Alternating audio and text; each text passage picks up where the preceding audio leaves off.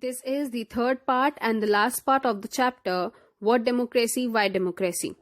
In this chapter, we have understand the meaning of democracy in a limited and descriptive sense. We have understood democracy as a form of government. This way of defining democracy help us to identify a clear set of minimal features that a democracy must have. The most common form of democracy takes in our times is that of a representative democracy. A majority is allowed to take decision on behalf of all the people. Even the majority does not rule directly. The majority of people rule through their elected representatives. This become necessary because modern democracies involve such a large number of people that it is physically impossible for them to sit together and take a collective decision. Even if they could, the citizen does not have the time, the desire, or the skills to take part in all the decisions. This gives us a clear but minimal understanding of democracy. This clarity helps us to distinguish between democracy and non-democracy. Representative democracy is more preferable in comparing with the direct democracy because direct democracy allows the people to directly make laws and govern themselves. Impractical in large population or countries.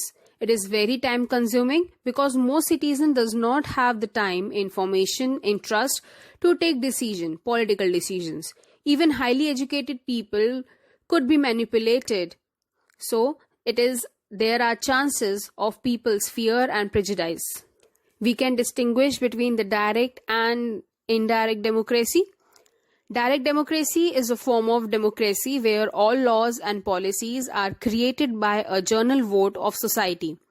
Representative democracy is a form of democracy where citizens vote on representatives to create laws and policies on behalf of them.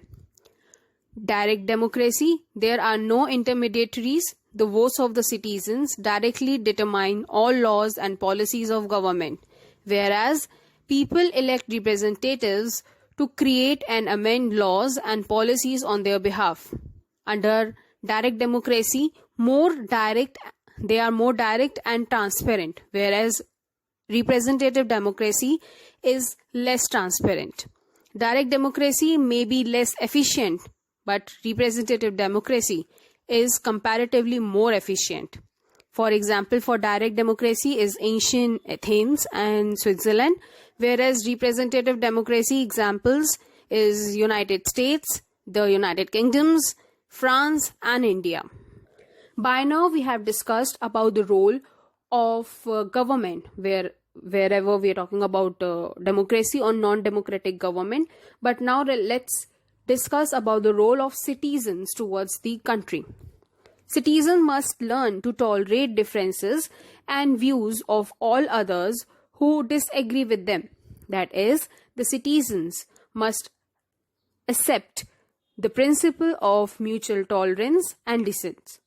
Citizens must act with a sense of discipline and responsibility. They have a right to express their dissent. They must express their grievance through channels provided by the democratic system. Citizens must practice and seek to influence the public opinion. This can happen only when they are well informed on civic matters. Citizens must exercise their right to vote. This provides a direction to the whole democratic process. Hence, by the end we can say democracy, a government by discussion and persuasion, by the following reasons. Policy matters are decided through discussion. In absence of consensus, the majority view prevails. Majority view is respected and given due consideration during discussions. Majority view is heard and not shut down by force. So at the end, I can say we must respect the democratic policies formed in our country. Thank you. I hope you understood the chapter.